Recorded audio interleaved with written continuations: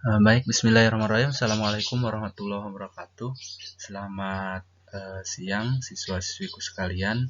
Mudah-mudahan kita senantiasa diberikan kesehatan oleh Allah Subhanahu wa taala sehingga kita masih tetap bisa melaksanakan kegiatan pembelajaran kita walaupun pembelajaran di masa pandemi ini kita melaksanakannya secara daring. Semoga siswa dan siswi sekalian tetap bisa menjaga semangat belajar sehingga pembelajaran ini bisa berlanjut sampai ke pertemuan keempat untuk materi statistika. Nah, sebetulnya video pembelajaran ini sudah pernah Bapak buat kaitan dengan pembelajaran statistika, tetapi memang video pembelajarannya dibuat di Microsoft masih menggunakan 2016 kalau tidak salah, sehingga kalau misalkan dilihat dari ujung kanan bawah itu tidak tampak kamera seperti ini.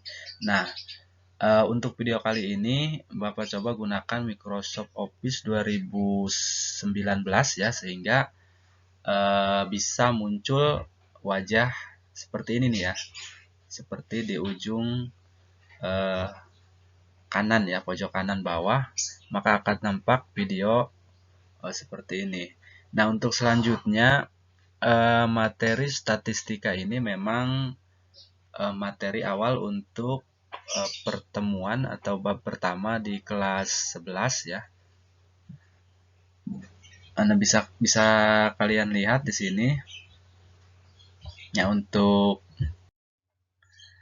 kompetensi dasar pada materi atau pertemuan kali ini yaitu menganalisis ukuran penyebaran data tunggal dan data kelompok. Nah, adapun indikator pada soal ini yaitu menyelesaikan masalah yang berkaitan dengan ukuran penyebaran data tunggal dan data kelompok. Nah, untuk tujuan pada pembelajaran ini ya, nanti setelah kalian selesai melaksanakan kegiatan pembelajaran ini, tentu siswa diharapkan mampu menyelesaikan satu bentuk contoh soal atau soal autentik atau yang dinamakan dengan problem solving, sehingga soal itu bisa disajikan ke dalam satu bentuk grafik ya, yang tadinya memang soal itu masih soal cerita, kemudian dalam bentuk data yang masih tersebar atau yang dinamakan dengan data tunggal. Nah, selanjutnya untuk peta konsep ya, peta konsep bisa kalian lihat di sini. Yang pertama tentang bilangan ya, bilangan, kemudian pengukuran, statistika. Ini untuk materi prasyarat. Nah, kemudian di sini ada satu contoh soal ya, masalah autentik yang nanti kita bahas bersama-sama. Nah, kalau lihat grafik atau skema pada gambar ini, kemudian lihat ke bawah, di sini ada penyajian data, kemudian tabel, kemudian diagram, ada juga grafik. Nah, kalau misalkan dilihat dari ujung kiri ya, kalau nggak salah ujung kiri ini ya, ada pengumpulan data, kemudian wawancara, kemudian angket, ada juga observasi. Nah, untuk pokok bahasan ini nanti kita akan bahas pada pertemuan berikutnya, tapi untuk pertemuan ini kita akan coba fokus pada pengukuran ya, pengukuran tentang statistika, kemudian kalian nanti membuat tabel distribusi frekuensi, kemudian membuat tabel diagram, setelah itu membuat grafik histogram ya. Nah, ini pertemuan kita pada kali ini hanya fokus pada membahas sampai dengan ke membuat grafik histogram. Nah, sementara di ujung kanan ini ya, di ujung kanan ya ada pengolahan data. Pengolahan data ini juga tidak akan kita pelajari atau tidak akan kita bahas pada pertemuan kali ini. Kemudian rata-rata, di sini ada mean, modus, dan lain sebagainya. Itu akan kita bahas pada pertemuan-pertemuan yang akan datang, karena untuk statistik ini kita akan bahas di 4 pertemuan ke depan. Nah, ini contoh soalnya ya. Contoh soal, nah sebetulnya contoh soal ini masih yang kemarin ya, yang sudah Bapak sampaikan tadi, artinya sudah dibuat ke dalam satu bentuk video, tetapi masih menggunakan Office 2016 sehingga tidak ada tampak wajah seperti ini ya. Nah, contoh soal atau masalah yang muncul ya, atau masalah ini contoh soal berbasis masalah namanya. Bapak bacakan, Kepala Sekolah SMK Negeri 13 Pandeglang ingin mengevaluasi hasil belajar siswa dan meminta guru untuk memberikan laporan evaluasi hasil belajar siswa ya. Data hasil penilaian dilakukan guru matematika terhadap 80 siswa kelas 11 dinyatakan sebagai berikut ya. Nah, ini datanya ya. Datanya ini sebanyak 80 siswa. Nah, kemudian guru tersebut berencana menyederhanakan data tunggal tersebut menjadi bentuk data berinterval dan membuat statistiknya. Hal ini dilakukan untuk mengefisiensikan laporan evaluasi hasil belajar siswa. Nah, bantulah guru tersebut untuk menyelesaikan laporannya. Jadi seperti yang dibahas di awal bahwa di sini ada satu permasalahan di mana seorang guru diminta laporan oleh kepala sekolah ya, oleh kepala sekolah kaitan dengan laporan hasil belajar matematika siswa yang jumlah siswanya 80 siswa ya. Nah, kemudian datanya sudah disajikan ke dalam bentuk tabel seperti ini nih ya. Jadi ke 80 nilai matematika siswa di kelas 11 ya SMK Negeri 13 Pandeglang, nilainya sebetulnya sudah ada tetapi masih dalam bentuk grafik seperti ini nih ya. Jadi ada yang 61, kemudian 83, 88, 81, 82, 60, 66, 98, 93, 81 dan seterusnya sampai ke 80 nilai ya. Tetapi nilai yang bentuknya seperti tabel atau masih tersebar datanya seperti ini akan dibuat ke dalam satu bentuk grafik yang tujuannya akan diberikan oleh si guru matematika tersebut kepada kepala sekolah sudah dalam bentuk satu buah grafik ya yang dinamakan dengan grafik histogram. Selanjutnya, untuk membuat atau menyajikan data tersebut ke dalam satu bentuk grafik tentu ada beberapa langkah yang harus dikerjakan atau harus dihitung. Yang pertama, langkah yang pertama di sini ya. Bapak bacakan. Untuk mempermudah pengerjaan dengan cara mengurutkan data terkecil hingga data terbesar. Urutan data tersebut dinyatakan sebagai berikut. Jadi, untuk mempermudah pengerjaan, langkah yang pertama itu di sini harus mengurutkan berdasarkan data terkecil sampai dengan data terbesar. Artinya, ke-80 data yang sudah dimiliki oleh si guru tersebut ya dalam satu bentuk tabel tadi, maka langkah yang pertama ini harus diurutkan ya. Diurutkan mulai dari data terkecil sampai dengan data terbesar. Jadi dari tabel tadi bisa kalian lihat data yang mana nih yang paling kecil. Nah, kalau misalkan di situ tertulis 38, maka tulis 38, kemudian berapa lagi? Misalkan 48, 48, 49 dan seterusnya sampai dengan data yang paling besar. Jadi awas jangan sampai ada yang terlewat ya.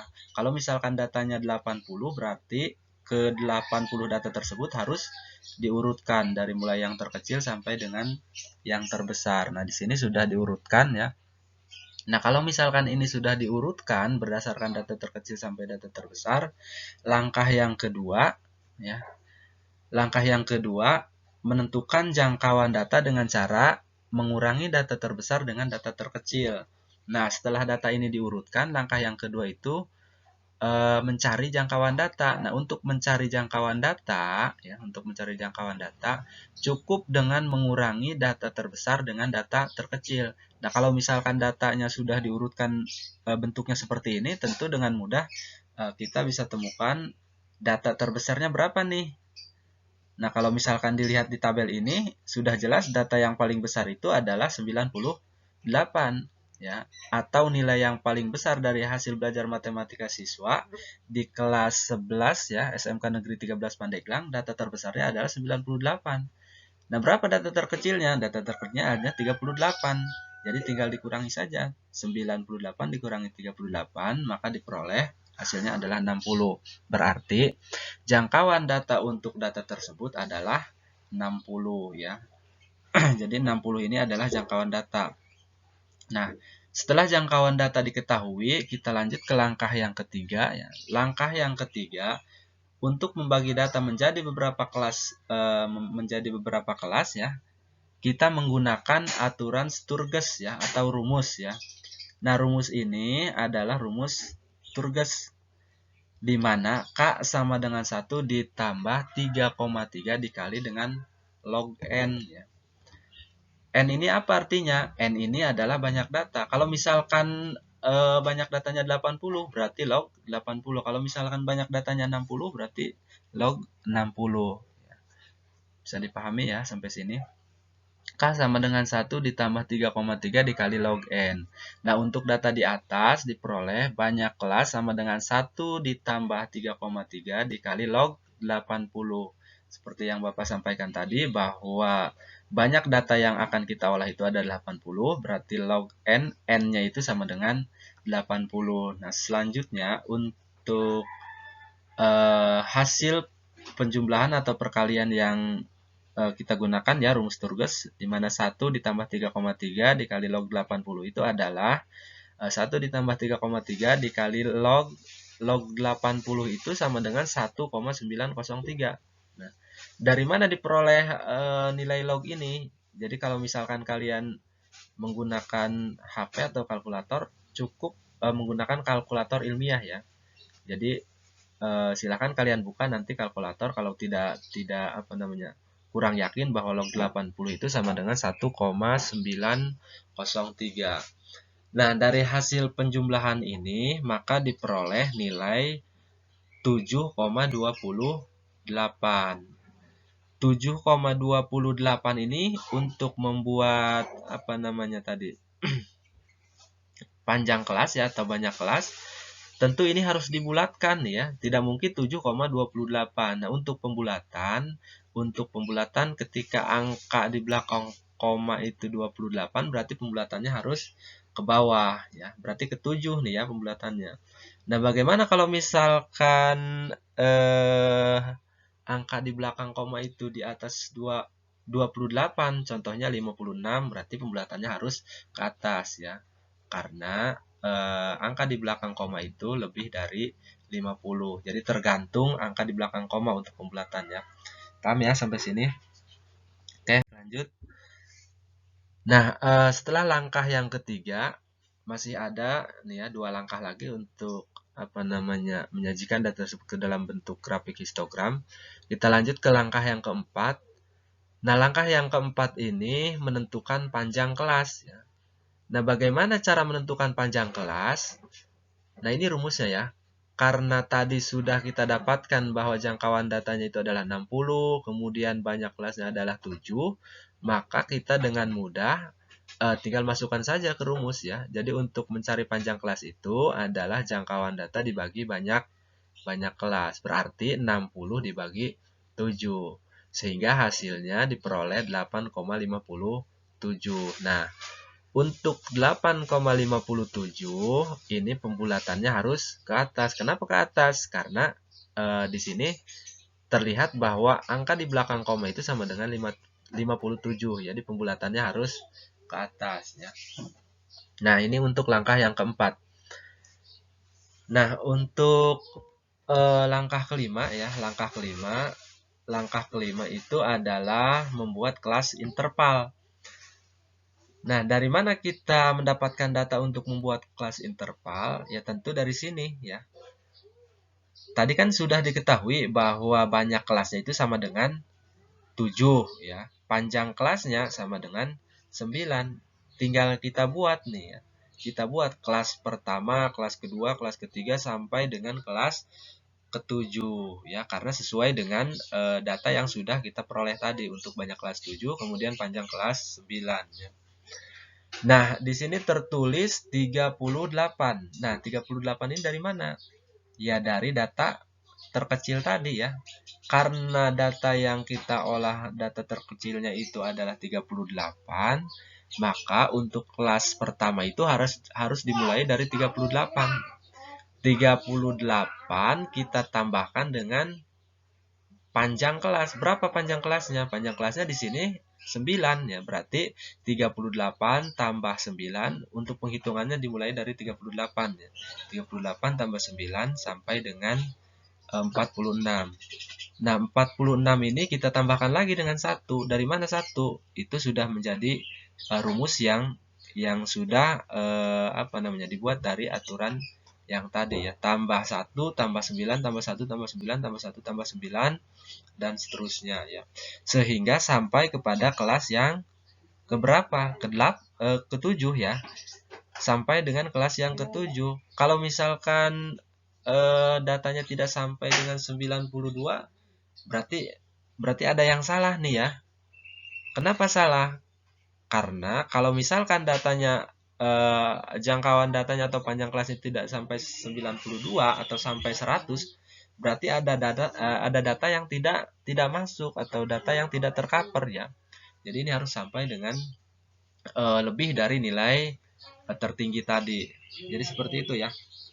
Nah, kemudian lanjut ke langkah yang keenam. Langkah yang keenam ini adalah membuat tabel frekuensi ya. Nah, untuk membuat tabel frekuensi ya, jadi datanya kita ambil dari sini nih ya, dari kelas interval ya. Kelas interval dari 1 sampai 7 kita masukkan ke tabel ini ya. 38 sampai 46, 47 sampai 55, 56 sampai 64 dan seterusnya sampai kelas ke-7. Kelas ke-7 berapa? 92 sampai dengan 100 ya. Nah, untuk frekuensi kan bisa kalian lihat ya di sini. Di sini frekuensi tertulis 1, 5, 7, 12, 25, 22, 8 dan 80. Dari mana ini diperoleh? Ya dari nilai yang tadi ya. Nanti ketika nilai itu diurutkan kan tujuannya untuk mempermudah ya, mempermudah berapa nilai yang 38 sampai 46. Kalau misalkan sudah diketahui 1 ya tulis di sini 1, kemudian nilai yang 47 sampai 55. Kalau misalkan 5 ya tulis 5 ya. Berarti 1, 5 dan seterusnya. Nah, ketika ini dijumlahkan ya, ke bawah ya, ditarik ke bawah, maka jumlahnya itu harus 80 ya. Bagaimana kalau misalkan tidak 80, misalkan 70, berarti ada yang salah. Sudah pasti ada yang salah ya. Kalau misalkan ini frekuensi dijumlahkan ke bawah, ini jumlahnya tidak 80, itu yakin ada yang salah. Nah, bagaimana kalau misalkan lebih dari 80? Itu juga sama, ada yang salah. Jadi ketika frekuensi dijumlahkan ke bawah ini, jumlahnya harus tepat 80 ya, harus 80 pokoknya. Kalau kurang salah, kalau lebih pun juga salah. Berarti harus dihitung ulang ya. Ya paham ya sampai situ ya. Oke, lanjut. Nah, ini untuk langkah yang keenam. Jadi tujuan dari si guru matematika tadi sebetulnya ingin menyajikan laporan itu ke dalam satu bentuk grafik histogram yang seperti ini nih ya. Jadi tujuannya data yang diolah tadi tujuannya dibuat grafik seperti ini sehingga ketika dilaporkan atau diberikan kepada kepala sekolah dalam suatu bentuk atau sudah menjadi bentuk grafik histogram sehingga kepala sekolah tersebut tentu bisa dengan mudah membaca hasil belajar matematika siswa. Kenapa mudah? Karena sudah terbentuk menjadi grafik ya. Jadi sudah bisa dilihat nih 56 siswa yang mendapatkan nilai 56 sampai 64 itu ada berapa? Ada 7. Berarti di sini kenapa 7? Karena tadi bisa dilihat dari tabel frekuensi ya 7. Kemudian 12 65 sampai 73, 12 dan seterusnya ya. Jadi itu tujuannya. Nah, bagaimana membuat grafik histogram ini ya? Nah, grafik histogram tentu datanya diperoleh dari tabel frekuensi ya. Kalau misalkan di sini tertulis 1, itu dari mana? Ya dari frekuensi tadi ya, dari tabel distribusi frekuensi. Ini 5 dari mana? Dari tabel distribusi frekuensi ya. Jadi itu kira-kira ya. Nah, itu kira-kira tujuan dari pembelajaran kita pada pertemuan kali ini yang diambil dari materi statistika kelas 11 ya. Kelas 11. Nah, tujuan dari contoh soal tadi atau soal problem solving ya atau masalah autentik itu adalah menyajikan satu bentuk data ke dalam satu bentuk grafik histogram. Jadi ini sudah selesai ya sampai sini ya. Sudah selesai. Nah, kalau misalkan sudah selesai berarti tinggal apa? Tinggal kerjakan ya. Kerjakan tugas-tugas yang sudah Bapak buat di kuis ya atau di tugas ya di di LMS. Nanti silahkan kalian buka saja. Karena ini juga nanti akan ditempel atau di upload di LMS ya. Ya demikian mungkin itu pembelajaran kita pada pertemuan kali ini. Ya adapun nanti kalau misalkan ada hal-hal yang kurang dipahami atau perlu ditanyakan nanti silahkan kalian lanjut di forum diskusi ya. Demikian, terima kasih. Assalamualaikum warahmatullahi wabarakatuh.